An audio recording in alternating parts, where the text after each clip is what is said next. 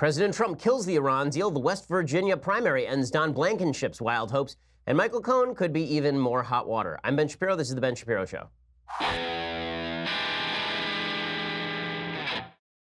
A lot of news breaking yesterday and today, and we'll go through all of it. First, however, I want to say thanks to our sponsors over at FilterBuy. So when's the last time you checked the filters in your central air system? I know, sexy stuff. You go home and you think, man, what I could really go for right now is checking my air filters. But here's the problem. If you don't, you could not only be breathing a bunch of gunk, you could also be destroying your HVAC system, which could lead to thousands of dollars in repairs. So stop procrastinating and visit my friends at FilterBuy, America's leading provider of HVAC filters for home and small businesses. They carry over 600 different filter sizes, even custom ones, all shipped free within 24 hours. They're manufactured right here in the United States. We use them here at the Daily Wire offices. We use them at the Shapiro household as well. FilterBuy offers a multitude of MERV options, all the way up to hospital grade. So check your system specifications so you can pick the right option, maximize efficiency, and elevate the quality of the air that you breathe. And they also have an auto delivery system. And that means that you never need to think about air filters again. So instead of you sitting around and musing about air filters, you just order them and then they show up when they're supposed to. They show up at your house and you save 5%. So save money, save time, and breathe better with filterbuy.com. That's filterbuy.com. Again, filterbuy.com. There's a reason we use it here at the office. There's a reason that I use it in my house. Filterbuy.com. Go check it out right now. Okay, so the big news from yesterday is that President Trump has now revoked the Iran deal. And this, of course, was supposed to end the world. All of human life would be ended by President Trump pulling out of one of the crappier deals of all time. And we'll go through the Obama team's wild dismay at all of this. I mean, the crying, the sobbing could be heard for miles around from President Obama's house in Georgetown. And My Leftist Tears Tumblr just started filling up right to the top magically. It just started filling up because of the leftist tears that were happening because of President Trump revoking the Iran deal. A strong move by President Trump, a correct move by President Trump. Here was President Trump, what it looked like yesterday, what it sounded like when he was revoking the Iran deal. Not only does the deal fail to halt Iran's nuclear ambitions, but it also fails to address the regime's development of ballistic missiles that could deliver nuclear warheads. The Iran deal is defective at its core. If we do nothing, we know exactly what will happen. In just a short period of time, the world's leading state sponsor of terror will be on the cusp of acquiring the world's most dangerous weapons. Therefore, I am announcing today that the United States will withdraw from the Iran nuclear deal. Okay, so here's the reason why this is great. Okay, what President Trump is basically doing is he's saying, listen, Iran, you can have a nuclear program or hopes, aspirations toward a nuclear program, or you can have an economy. You cannot have both. Because what this effectively is going to do is snap back sanctions. Now, it's possible Congress may have to pass new sanctions, but that will happen. Congress will pass new sanctions against Iran. Already, foreign companies that do business with Iran are being put in the crosshairs of the U.S. financial system. The companies like Boeing that have just signed major contracts with Iran, those contracts are going to have to be revoked as well. They should be. Iran has been using billions of dollars provided to them by the United States in order to pursue terrorism around the world. Iran has been using all that money to build up its nuclear program, their missile program more specifically. Their nuclear program has sort of been on hold, but they've maintained all of their technology, and they were just going to relaunch that as soon as the deadline was up, which was going to happen in 2025 anyway. So Iran has been, they built up their military, I believe, 40% since the Iran deal, all despite a massive decline in their economy, all of which goes to show that these were not a bunch of moderates. The lie that we were sold by the Obama administration is that there were a bunch of moderates in Iran. And if we could just reach out to those moderates in the Iranian administration, and if we could give them something, like money, if we could just give them money, then maybe they would be emboldened to make friends with us. Maybe they would become friendly. Maybe they would stop everything they've been doing with this nuclear program. And this is the lie that the Obama administration sold. And it was a lie. Ben Rhodes admitted as much. He admitted there are no moderates in the Iranian administration. Hassan Rouhani is not a moderate. And the fact that the Obama administration lied about it allowed the deal to go through. Well, Obama told a bunch of lies about this yesterday. He was very upset because his signal foreign policy achievement, really his only foreign policy achievement, was this Iran deal. And here is what he said. He said, the reality is clear. The JCPOA is working. That is a view shared by our European allies, independent experts, and the current U.S. Secretary of Defense.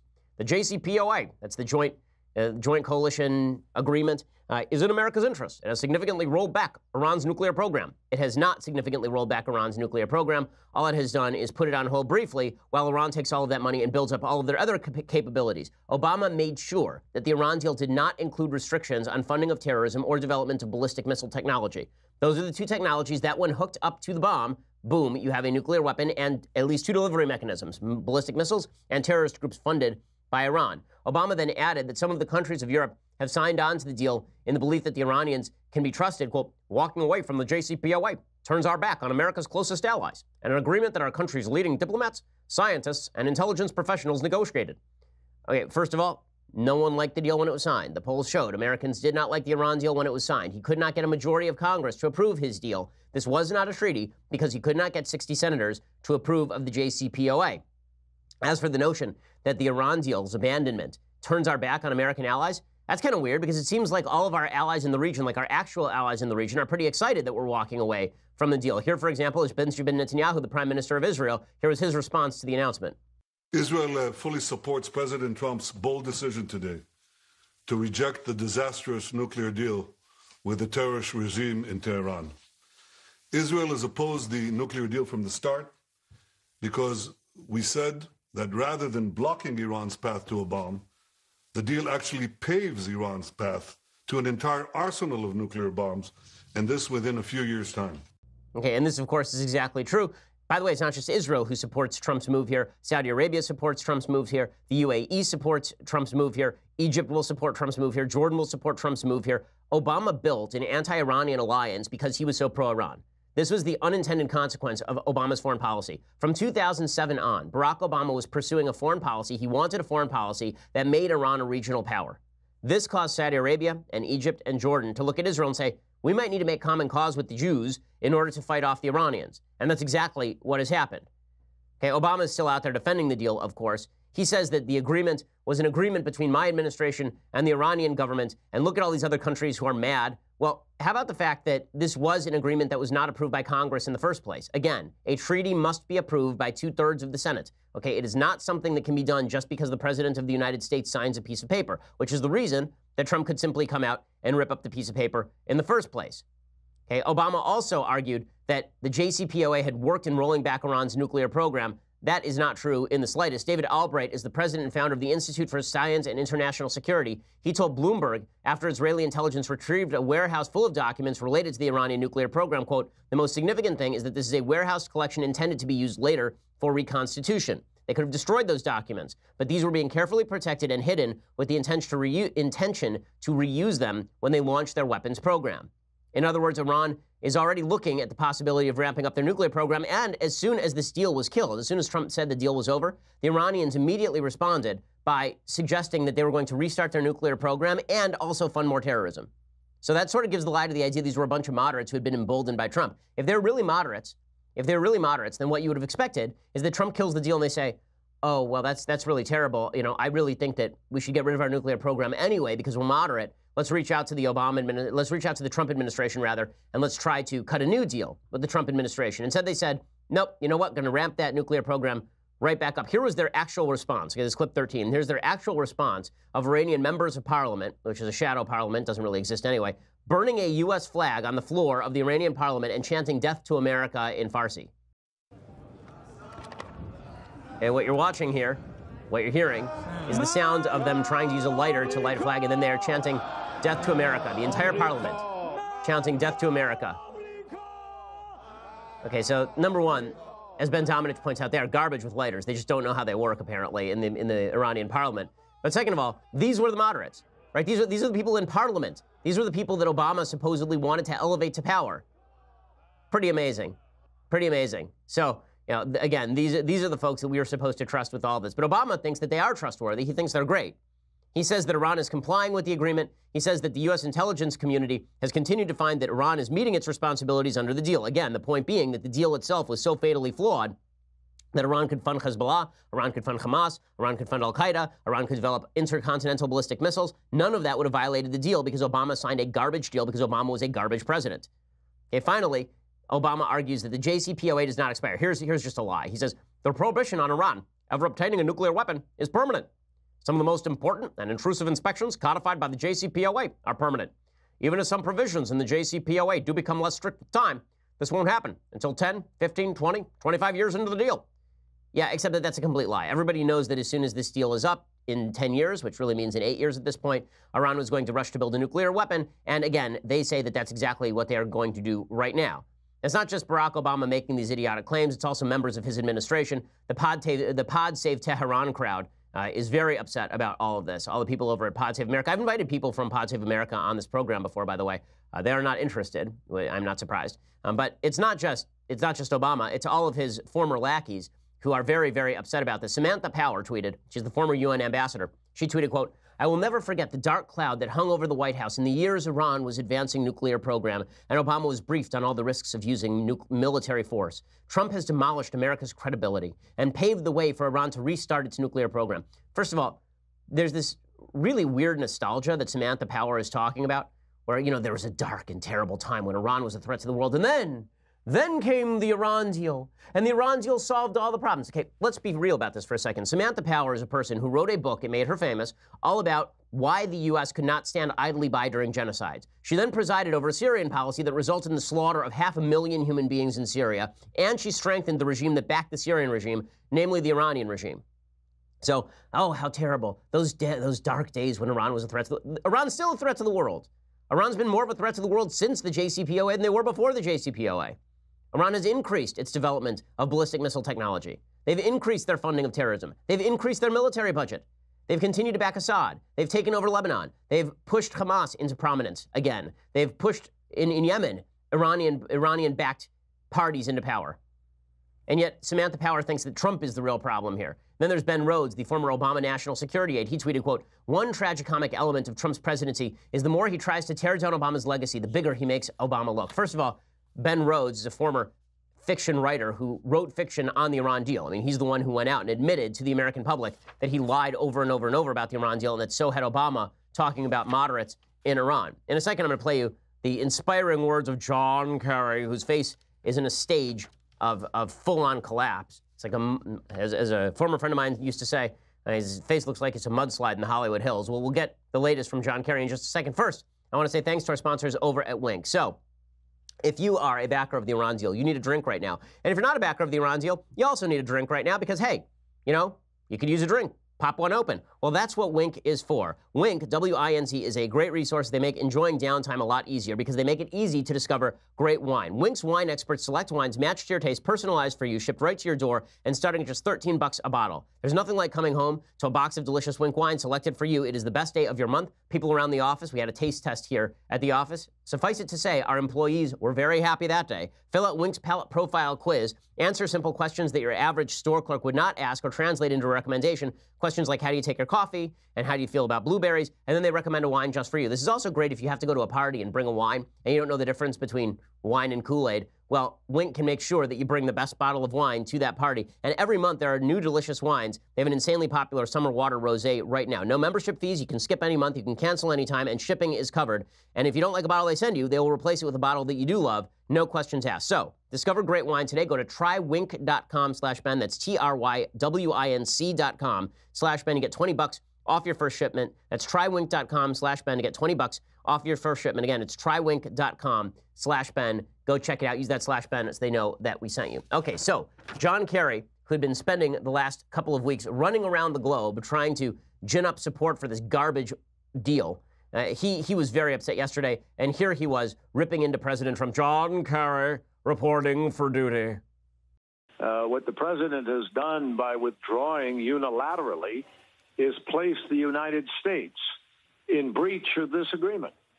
He has literally taken a situation where there was no crisis and created crisis by transferring to Iran sanctions that were meant with respect to the nuclear agreement itself. That what the president has done is unilaterally broken a multilateral agreement that was working to prevent Iran from having a nuclear garbage weapon. Piece of crap Secretary of State. I mean, he's just a terrible Secretary of State. Trump had every right to do this. You know why? Because you and your garbage administration decided to push this agreement through without the approval of the American public or the Congress. End of story. Okay, Congress has final say on treaties. You decided to go it alone, and guess what? That's how it works. If you sign an executive order, Trump can reverse that executive order. And if you sign an agreement without the permission of Congress, then Trump can revoke that too. And that's exactly what Trump did yesterday. So good for Trump. Good for Trump. And John Kerry, by the way, was one of the worst secretaries of state in American history. Just really an awful secretary of state. Look at the breakdown on the global stage of America's credibility. Trump restored that credibility yesterday. He didn't finish that credibility. He didn't hurt that credibility. He helped restore that credibility in the first place. The reason he helped restore that credibility is very simple. America's credibility was shot. We had lied to our own people in order to promote Tehran. And now Trump said no more. And you can see the effect of this, okay? And I'll show you that you can see the effect of this. Here's how. Okay, so today, Mike Pompeo is going to return to the United States with several detainees from North Korea. And so the line was supposed to be that Donald Trump was going to blow up the world. Donald Trump was going to lead to nuclear proliferation everywhere. Donald Trump was going to lead to conflagrations that would consume millions of human beings. And the latest indicator of this was that he pulled out of the Iran deal and that North Korea would therefore say, well, we can't trust the United States to keep a deal we sign with them. Therefore, we must pursue nuclear weapons right now. Except that's not what's happening, is it? That's not what's happening in the slightest. Instead, it turns out that North Korea is trying to cut a deal with President Trump. You know that crazy President Trump, that threatening President Trump, that President Trump who just pulled out of the Iran deal? And North Korea is now trying to cut some sort of deal with President Trump. The latest evidence being that Mike Pompeo, the Secretary of State, a good Secretary of State, unlike John Kerry, is on his way to North Korea, and he is expected to return with 3 Americans detained in North Korea. Okay, 2 of the detainees, Tony Kim and Kim Hak-sung, have been held since 2017. The 3rd detainee, Dong-chul Kim, was arrested in October 2015 and sentenced to 10 years in prison with hard labor for espionage. Pompeo said he'd be meeting with senior North Korean leaders. He didn't know if he'd be meeting with Kim. He said, we're prepared to meet with anyone who is speaking on behalf of the North Korean government and can give us solid answers, so we're prepared. I do have to say that the funniest part of this particular story is that 3rd detainee, Dong-chul Kim, right, he was arrested in October 2015. And he's presumably been held in solitary confinement. He's been held away from the world. Imagine his reaction when he arrives in the United States and is met on the tarmac by President Donald Trump, right? He has no idea that Trump is president. It's going to be amazing. He's going to get off the plane and Donald Trump's going to be like, hello, I'm the president now. And he's just going to be like, what? But that's the guy who freed him, right? Okay, that's the guy who got him free. And again, this is the entire point. All the foreign policy geniuses, all the diplomats, they said, Donald Trump is going to blow up the world. Just like George W. Bush. They're all cowboys, all these cowboys. The only example in the recent past, maybe North Korea now, that'd be the other one. The only example in the recent past of a country voluntarily giving up its nuclear weapons would be Libya during the Bush administration. The reason they gave up their nuclear weapons is because George W. Bush invaded Iraq and took down Saddam Hussein, and the American military destroyed Saddam Hussein's military in 3 weeks. And Muammar Gaddafi said, oh boy, that's scary. What if I just hand over this yellow cake to you right now? And the United States said, all right, sure. It turns out that dictators who are scared operate in ways that are much more conducive to the American public interest than dictators who are emboldened. Do you think the Iran deal emboldened dictators, or do you think that the Iran deal made them more afraid of American military might? Do you think that it made them afraid of America's commitment, or do you think that it made them seek America's pusillanimous surrender? Pretty obvious which is which. Because if you were a country pursuing nuclear weapons, you would look at Iran and say, look, I'm going to pursue nuclear weapons as well, because Barack Obama will sign any deal with me. I can make any lie that I want. He will hand me any amount of money. And then in 10 years, I can do what I want anyway. So why the hell not? Right? You think that North Korea wouldn't accept Obama's deal if Obama had put his deal on the table for North Korea? You think that North Korea wouldn't have said, listen, you lift all the sanctions, you give us hundreds of billions of dollars, and we'll promise, we'll cross our fingers and hope to die, we'll cross our hearts and hope to die, that we'll get rid of that nuclear program, Mr. President. Don't worry, we'll take care of it. Do you think that they wouldn't have accepted that deal? Of course they would have accepted that deal, and they would have been lying. They accepted the same deal from Clinton, they accepted the same deal from George W. Bush, and they would have accepted it from Obama anyway. Okay, but with Trump, they don't get to accept that deal, I hope. Right? We hope that President Trump is a stalwart with regard to North Korea, as he has been with regard to Iran. But it's pretty clear the North Koreans think that they're going to have to do something to please President Trump, which is the reason that they just released 3 North Koreans. Remember, the 3 American citizens from North Korea. Remember, that's 3 American citizens released from North Korea under President Trump. Remember that Otto Warmbier was killed in North Korea. President Trump was the president. President Obama was the president when Otto Warmbier was taken into custody in North Korea, and he did nothing. 0 things. None. Okay, Otto Warmbier was given back to the United States after he was effectively brain dead, only after Trump took office. So clearly there's a bit of a math change here. Trump has changed something. And you know that I'm not a guy who idly gives credit to President Trump, but he gets a lot of credit for what he just did on the Iran deal. And so far, what he's been doing on North Korea, it's showing results. Now, I'm still skeptical that something great comes out of it, but we will find out. At least his strategy is a lot better than President Obama's. I'm going to surrender at the first available opportunity to anyone who shows adverse interest to the United States. Okay, meanwhile, last night in West Virginia, there was a primary. And that primary in West Virginia was, shall we say, amusing. There was a guy named Don Blankenship. And Don Blankenship, you shall recall, was this crazed mine owner who his probation literally ended the day of the election. So he'd been on probation. The reason he'd been on probation is because there was a mine collapse in which he was found negligent and he had to do prison time. So that was pretty great. And in just a second, I'm going to explain to you how that West Virginia primary went down. First, I want to say thanks to our sponsors over at Policy Genius. So 80% of people think life insurance costs double what it actually costs. Not only that, almost 100% of people think buying life insurance is a pain in the butt. The truth is, a healthy 35-year-old can get $500,000 in coverage for less than $30 a month. And getting life insurance doesn't actually have to be complicated because there is Policy Genius, okay? You need to go buy life insurance right now. Like, there are a lot of terrible stories about terrible things happening to people and the family being left bereft because the person who died didn't bother going to get life insurance. If you're a responsible person, you will right now pause this podcast, pause this show, and you will go get your life insurance from Policy Genius right now. It's the easy way to compare life insurance online. In just 5 minutes, you can compare quotes from the top insurers to find the best policy for you. They've helped over 4 million people shop for insurance and placed over $20 billion in coverage. And they don't just make life insurance easy. They also do disability insurance, renter's insurance, health insurance. If you care about insuring it, they can cover it for you. So if you've been thinking about getting that life insurance, go to policygenius.com. It is the easy way to compare top insurers and find the best policy for you. You'll be saving time, money, and hassle, and it is indeed free. Policygenius.com. Policy Genius. Comparing life insurance does not need to be a pain in the butt. Okay, so as I mentioned, the West Virginia primary happened yesterday, and Don Blankenship goes down in absolute flames. So Don Blankenship was, of course, this mine owner in West Virginia who had cut an ad suggesting that Mitch McConnell was, in fact, Cocaine Mitch, which would be amazing. If Mitch McConnell were on coke, that is the least effective coke of all time. I mean, just saying, Mitch McConnell, that dude's a turtle. And if you think that Mitch McConnell is, if that's Mitch McConnell on a high, I'd really hate, I mean, he'd be dead, right? I mean, then the answer would be that without cocaine, he'd be dead, if you're really Cocaine Mitch. But in any case, Don Blankenship had called him Cocaine Mitch, and then he had suggested that McConnell's campaign was funded by China people, which was great.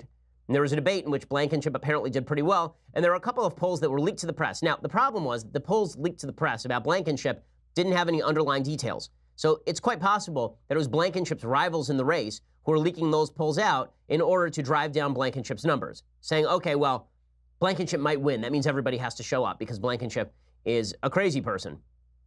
Well, Blankenship got blown out by double digits. He finished with about 20% of the vote. And this led Mitch McConnell to actually tweet out, this is pretty funny, to actually tweet this out. Thanks for playing, Don. And it's a picture of Mitch McConnell surrounded by cocaine. To understand this joke, you have to have seen the show Narcos on Netflix, because here's the actual poster for the show Narcos on Netflix. So Narcos is about the distribution of cocaine by Pablo Escobar. So they just photoshopped Mitch McConnell into Pablo Escobar's body, basically. The slogan for Narcos, by the way, is there's no business like blow business. So Mitch McConnell trolling Don Blankenship. Now, is it appropriate for Mitch McConnell to do that? Probably not. Is it funny? Yeah, it's kind of funny. And again, I can't blame Mitch McConnell too much since Don Blankenship had suggested that Mitch McConnell's wife was a China person. I don't even know what that means. But there are a couple of instructive things about the Blankenship race. Okay, so number one, Blankenship lost for a couple of reasons. One is clearly a nut, but also it is true that Blankenship had no shot of winning in a general election. Now, people said the same thing about Roy Moore, but the truth is that sans the allegations about Roy Moore in Alabama of going after 14-year-old girls, Roy Moore would have won that race walking away, despite all of his toxic views, despite all of the things that he had said in the past. Don Blankenship, it was pretty clear that he wasn't going anywhere. Roy Moore probably was going somewhere if it had not been for that late-breaking scandal. You know, so Blankenship, let's put it this way, the Republican primary voter has not suddenly rediscovered moderation or sober republicanism. It's just that the Republican primary voter still understands that there are some candidates who are bound to lose because they're just too crazy for school. Okay, Roy Moore apparently does not break that barrier, but Don Blankenship did. Now, what is also hilarious is there's this one guy, and I have to analyze what he had to say. He's a West Virginia guy. His relatives died in the Blankenship mine disaster, and he said that he voted for Don Blankenship anyway. Why did he vote for Don Blankenship? Because this. You had cousins who died in that mine disaster. Three of them. Three of your cousins died in that mine disaster, and you're going to vote for Blankenship. Exactly. I want an honest crook, and that's Blankenship. Okay, so I think there's a lot to this. I want an honest crook, and that's Blankenship. Americans are so cynical about politics right now that they would rather have somebody who is obviously a gangster in a position of power than somebody who pretends to be genteel and they think is secretly doing something on the sly. Right? So they'd rather have somebody who's just a crook outright than somebody who they think is hiding the ball. I think that this is the 2016 election in a nutshell. I think a lot of people saw that Donald Trump was Donald Trump, and they were like, okay, at least the guy's an honest crook, or at least Donald Trump is an honest Donald Trump. If not a crook, then Donald Trump's Donald Trump. Like, the guy is the guy. But Hillary Clinton, you don't know what she's doing behind closed doors because everything she says is a lie. So honesty, authenticity now go a long way in American politics. The question is whether we've gone so far that utter cynicism means that nobody, even a sincere, decent person running for political office, can be trusted. And we may be on the brink of that. We may be at the point in American politics where anyone who is decent is seen as insincere. That anyone who is not a crook is seen as actually a crook in disguise. If that's the case, if we've really gone that far in American politics, it's going to be very difficult to elect anyone of decency ever again. And I think it's a misread. I think there are politicians who are honest. I mean, off the top of my head, I think Senator Mike Lee from Utah is an honest guy. I think he's not a crook, and I think he's a sincere guy. And I think there are a bunch of people in Congress like this. I don't think they're all bad folks. I think the lie that everyone in Congress is obviously corrupt, and they're all hiding, and they're all attempting to gain personally. I don't think that's true. And the problem with an honest crook is that an honest crook is still a crook. An honest crook is still going to screw you. You can trust that they're going to screw you, actually. Right? Bill Clinton was an honest crook, and he did exactly that. Right? He was happy doing exactly that. The widespread feeling of corruption has some pretty significant impacts on American politics. It also leads to suspicion where none may be warranted. If you think everybody is corrupt, Donald Trump was fond of saying this during the campaign. He used to say he had this sort of world-weary attitude toward politics. If you've ever seen The Godfather Part 1, there's the scene where Michael Corleone comes back from Italy, and he had formerly dated Kay, Diane Keaton, the worst actress in human history, and he had formerly dated Kay, and he comes back, and he's having a conversation with Kay, and he's talking about how he wants her to marry him, and she says, but you're a gangster, and he says, well, Kay, the senators have people, she says, senators don't have people killed, presidents don't have people killed, and Michael says, don't be so naive, Kay. Okay, well, it's a good line, but it's also not true. Senators don't routinely have people killed. Okay, the reality is that when a senator does kill someone like Teddy Kennedy, it has pretty significant impacts on their public life. Senators do not have the power to have people killed. Governors generally do not have the power to have people killed. Huey Long might have been maybe the one exception, but it's not a typical thing in American politics. That would be crook Russian gangster politics. It is not true in the United States that you have to worry about you oppose Senator Kamala Harris in California and there's going to be a dead fish on your doorstep the next day. But Donald Trump had this view of politics. The problem is if all of America has that view of politics, then everybody is going to assume that there's corruption behind everything. And that actually redounds to Donald Trump's detriment now that he is a politician, now that he's president of the United States. So as an example, Michael Cohen is Donald Trump's personal lawyer. And there are a bunch of allegations out today from Michael Avenatti. Michael Avenatti is the lawyer for Stormy Daniels, that Donald Trump's personal lawyer engaged in something deeply corrupt. Now I'm going to tell you the details. There's no evidence that any of this was actually corrupt. There isn't. Okay, you can think that it was corrupt. You can suspect that it was corrupt. Maybe further evidence will show that it was corrupt. But everybody immediately jumps to conclusions that there was corruption going on, even when there is no actual line connecting the dots. So here is what we know. The Daily Beast has now confirmed that Donald Trump's personal lawyer, Michael Cohen, received hundreds of thousands of dollars from a company connected to Russian oligarch Viktor Vekselberg. Okay, so this guy is apparently connected to Vladimir Putin. The allegations were initially made by Michael Avenatti, that's Stormy Daniels' his lawyer. Okay, so apparently, a source familiar with the matter confirmed it. There's a dossier published by Avenatti on Tuesday evening, and here's what it said. Vekselberg and his cousin, Mr. Andrew Intrater, routed 8 payments to Mr. Cohen through a company called Columbus Nova LLC, beginning in January 2017 and continuing until at least August 2017. The funds, Avenatti suggested, may have been used to reimburse Cohen for the $130,000 payment made to Stormy Daniels in exchange for her silence about an alleged affair with Trump. Now, that's a dot that has not been connected. Okay, so there are a couple of dots here that have not been connected. One, is this group Columbus Nova LLC a Russian front group? And two, were they paying Michael Cohen so that Michael Cohen would pay off Donald Trump's bills? Right? Was it a bribe to Donald Trump, essentially, from a Russian source? We have 3 separate dots, and there are no lines connecting any of these dots. So you have dot number 1. which is that there was a payment that was made by a company to Michael Cohen. Dot number 2 is that that company supposedly had to do with the Russians. And dot number 3 is that that money was used to pay off Stormy Daniels. But there's no actual lines connecting these dots, right? Because the only facts that we do know is that Michael Cohen got $500,000 from this company, Columbus Nova LLC. We don't have any of the other information confirmed, none of it. Okay, there's a serious ongoing debate over whether that company actually is a Russian front group or not, because Intrader was a donor to the RNC. In June 2017, Intrader donated $35,000 to a joint fundraising committee for the RNC and Trump's re-election campaign. He also gave $250,000 to Trump's inaugural committee. So Intrader and Vekselberg have been active participants in the U.S. technology and media sectors. So here's an example. Columbus Nova Technology Partners. They were the first and only outside investor in Gawker Media.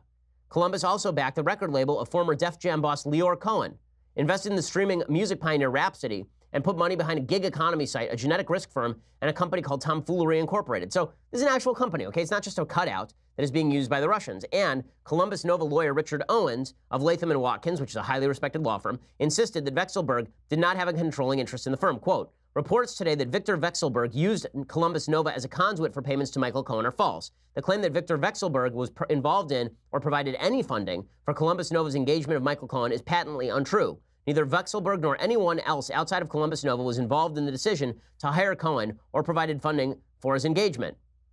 Columbus Nova's own website until Tuesday night said that the company was the U.S. investment vehicle for the Renova Group, which is Vekselberg's asset management firm. But it is a U.S. investment vehicle for the Renova Group. It doesn't mean that they don't have other money coming in. Right, the site also noted that Intrader is a former director and current member of the executive board of Renova. Apparently, the page of the site was removed Wednesday morning. So it's possible that Avenetti's theory is correct. Vekselberg was recently questioned by federal agents working with Robert Mueller, by the way.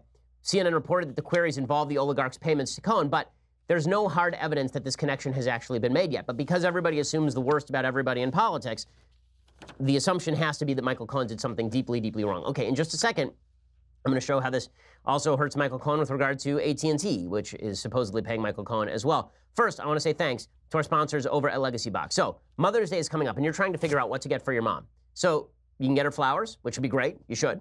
And you should get her chocolates. You should do all those things. But I think that the best gift that you can get for your parents is preserving their memories. Because, honestly, that sort of stuff tends to fade into the woodwork. It goes in the garage. It gets buried under piles of crap.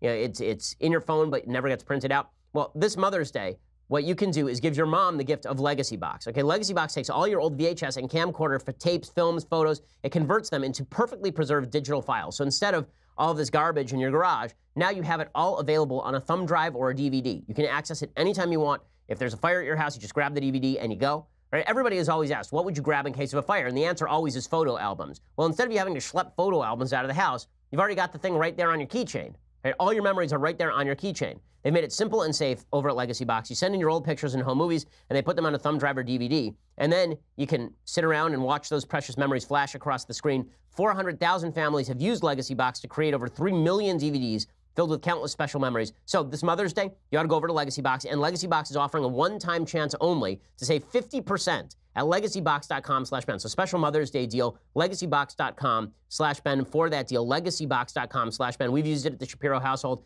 I preserved some memories for my parents. It's just, it is so good. I mean, there really is nothing like it, I think, in terms of something you can do for your parents. And Mother's Day is a perfect time to do it. So check it out, legacybox.com/Ben. Send all of your old materials there, and they send you back the DVD or the thumb drive. It's just fantastic. Okay, so before I go any further on the Michael Cohen latest, first, you're going to have to go over to Facebook. You're going to have to go over to Daily Wire, rather. So for $9.99 a month, you get the rest of this show live, the rest of Michael Knowles' show live. Apparently, Michael was on fire yesterday. Not because I set him on fire, but apparently because he did a really good show yesterday, so you should go check it out. And by the way, you also can ask Michael questions because the conversation is coming up on Tuesday, May 15th. So Michael's going to sit there for an hour, answer your questions at 2:30 p.m. Pacific, 5:30 p.m. Eastern, and I don't know why you'd think he has answers, but if you think he does, then you can go check it out, and you can ask him questions live, but only if you are a subscriber. The way it works is you can watch it live at YouTube or at Facebook, but you can only ask a question if you subscribe. To ask questions as a subscriber, you go over to dailywire.com, and then you go over to the page where you would watch a show, and you just type it into the chat box, and Alicia Krause will sit there and curate the questions and ensure that he has asked all of your best questions. So you can check that out with the subscription. Also, you want the annual subscription, you get this, the very greatest in beverage vessels, the Leftist Tears Hot or Cold Tumbler. It is cheaper than the monthly. It is $99 a year, and it is well worth the price because, as I say, after that Iran deal thing, it just fills up automatically with leftist tears. I mean, Trump is creating all sorts of them on a daily basis. If you just want to listen to the show later, head over to iTunes, head over to YouTube, check us out, leave us a review. Please subscribe. We always appreciate it. We are the largest, fastest growing conservative podcast in the nation.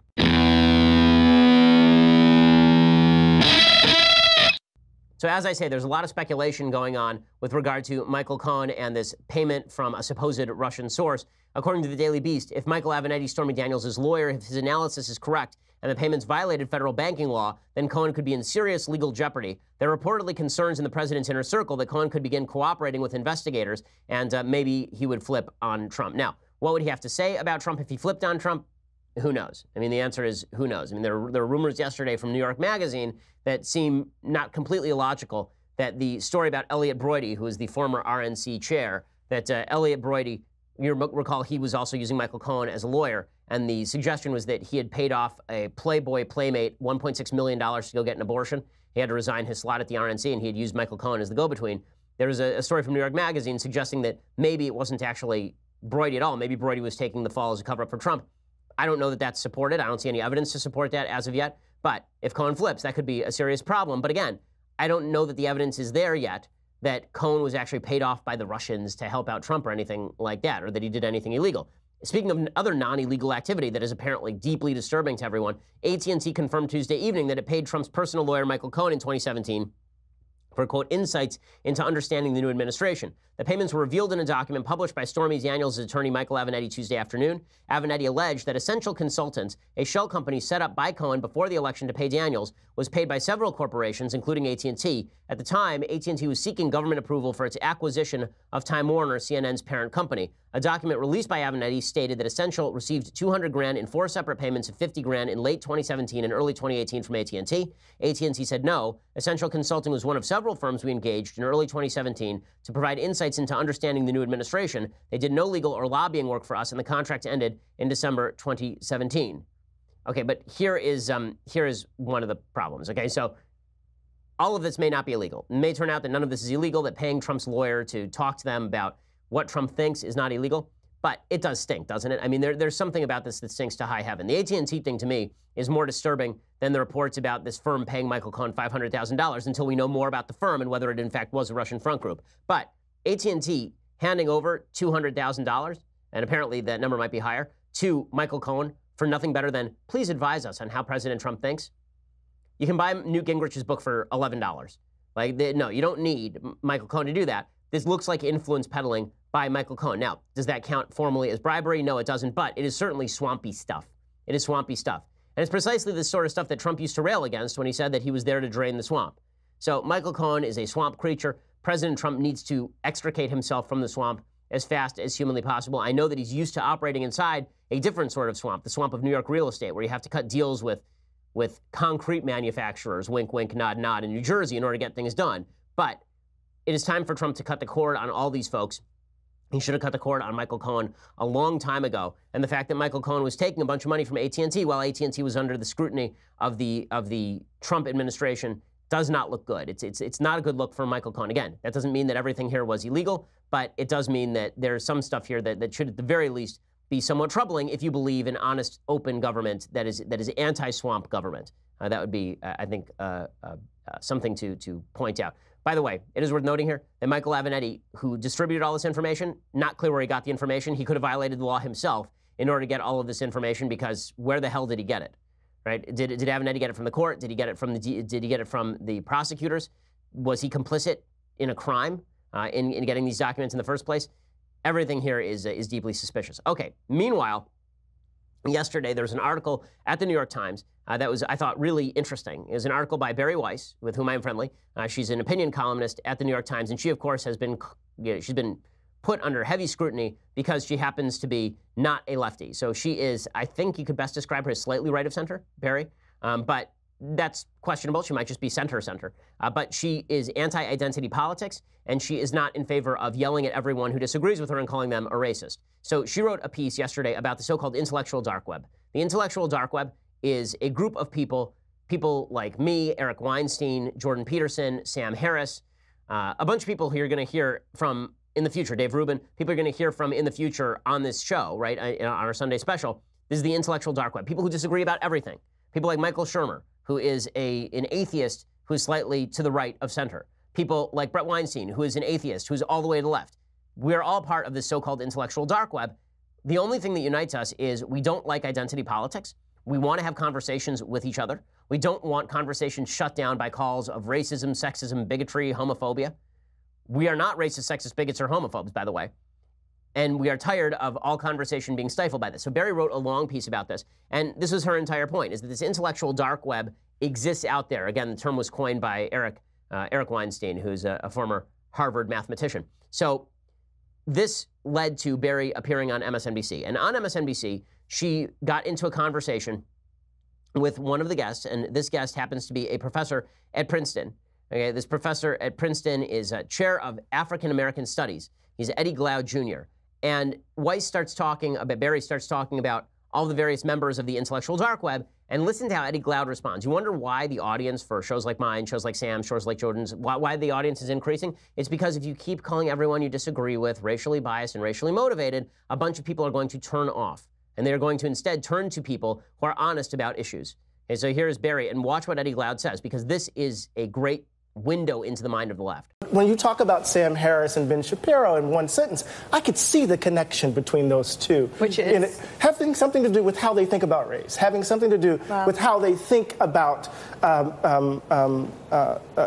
diversity in the country and the ways in which that diversity is talked about, right? The way in which they think about political correctness. I could see the way that... Yeah, they're anti-identity politics, right, for sure. And identity politics is a phrase that kind of is a red herring. Identity politics is just simply questions of justice, right? No, I don't think so. No, absolutely. So is the question, is it... That's not how I think about it. Okay, well, let me help you think about it then. So if it's the case... Okay, if it's the case... Wait, hold on a second. Here, right here. No, I got to step in. Eddie, you have just made Barry Weiss's point that you disagree with the way Barry Weiss views the world, so you're going to help her view the world more the way you view the world. The entire purpose of the exercise is to have honest conversations with people and to not question their morality or their wisdom just because they don't view the world exactly the same way that you do. That's not what I was... This is the way that people think who do not want to have a conversation. They say that identity politics, which says we can judge you by the nature of your ethnicity, by the nature of your skin color, that this is just a question of justice. And anyone who disagrees with that principle, anyone who says that race is something that should be irrelevant to the vast majority of discussions, that reason should be the basis of discussion, not experience, your personal life experience. Anybody who says that is apparently now anti-justice. Right? People like me and Sam, that's what we have in common, is that we're anti-justice. Good for Joe Scarborough, that's exactly right. The reason that the intellectual dark web exists is because the left has forced everyone into a box together. And so fine, if all the reasonable thinkers who disagree on everything are going to talk with one another, that's going to make the country better. Maybe they won't feature us on mainstream media all that often. Maybe they just do an occasional piece in the New York Times on us. Maybe we don't all have slots at MSNBC or CNN. But I do think that what's happening is changing the country, and I think it's making a very, very big difference. Okay, time for some things I like and some things I hate, and then we'll get to a bit of Bible talk, renewed Bible talk. Yay. Okay, so things that I like. So I think it was yesterday, I talked about this awful video of a black dude who was knocking a Jewish kid. It wasn't in Crown Heights, I guess it was in Williamsburg, New York. It was a Hasidic kid, and the kid had a kind of odd haircut. He was kind of close shaven on top, and then he had the side locks coming down, and he was wearing a yarmulke, and the kid may have been 3 years old, and this black guy was mocking the kid. And I ripped into the black guy. I said, this is just inappropriate. Well, this guy now came out, and he has apologized, and he gave what I thought was a great apology. So good for him. Good for him. When you do something wrong, this is how you apologize. The guy is known on Twitter as Kai James, and he says in the video that he's truly sorry for his actions, and he says there's no excuse for it. Good for him. This is what it looks like when you do something wrong and you're supposed to fix it. Here is Kai James apologizing.